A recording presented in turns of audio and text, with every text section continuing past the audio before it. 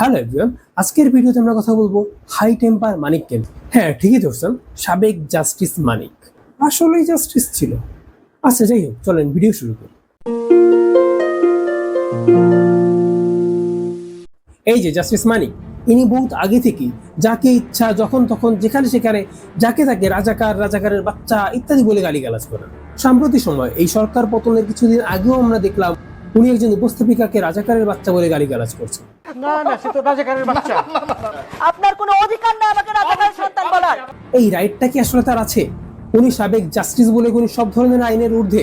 এরকম অশালীন মন্তব্য করার কারণে যে শাস্তি, সেটা কিন্তু আমাদের দণ্ডবিধিতে রয়েছে এবং এর উদাহরণও কিন্তু আমরা দেখেছি। 2018 সালে যখন ব্যারিস্টার মইনুল 71 টেলিভিশনের সাংবাদিক মাসুদা ভাট্টিকে বলেন, আমি আপনাকে চরিত্রহীন বলে মনে করতে চাই, তখন তার বিরুদ্ধে মানহানির মামলা করা হয়। আপনার দুঃসাহসের জন্য আপনাকে ধন্যবাদ দিচ্ছি। আপনার চরিত্রহীন বলে আমি মনে করতে চাই। আমার সঙ্গে জামাতের কোনো কানেকশনের কোনো প্রশ্ন নাই। এখানে একটা জিনিস একটু ক্লিয়ার করি, তিনি কিন্তু সরাসরি মাসুদা ভাট্টিকে চরিত্রহীন বলে গালিগালাজ করেননি।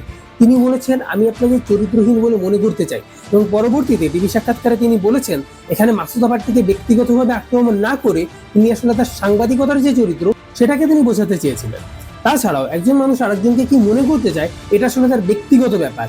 এবং তিনি এই কথাটা বেশ সাবধানভাবেই বলেছিলেন, যেহেতু তিনি ব্যারিস্টার, সুতরাং আইনের বেড়াজালে আটকা পড়ার যে একটা সম্ভাবনা আছে, সেটাকে এড়িয়ে যাওয়ার জন্য তিনি কথাটা ঠিক এভাবে উপস্থাপন করেছেন।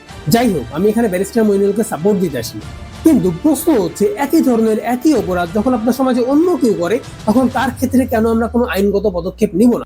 প্রথমত, এই বিষয়ে সর্বসাধারণের জ্ঞাতার্থে আপনাদেরকে আইনটা সম্পর্কে একটু বলে রাখি। বাংলাদেশ দণ্ডবিধি 1860 সেকশন 499-তে মানহানির সংজ্ঞা দেওয়া হয়েছে এবং সেকশন 500-তে মানহানির সাজা বলা হয়েছে 2 বছর পর্যন্ত কারাদণ্ড, এবং এর পাশাপাশি অর্থদণ্ডও দেওয়া যেতে পারে। কিছুদিন আগে ফেসবুকে এরকম একটা ইভেন্ট দেখছিলাম, কিন্তু আমার মনে হয় এরকম কোনো ইভেন্ট অ্যারেঞ্জমেন্ট না করে বরং এই মানিকের বিরুদ্ধে আইনগত ব্যবস্থা নেওয়াটা অনেক বেশি জরুরি।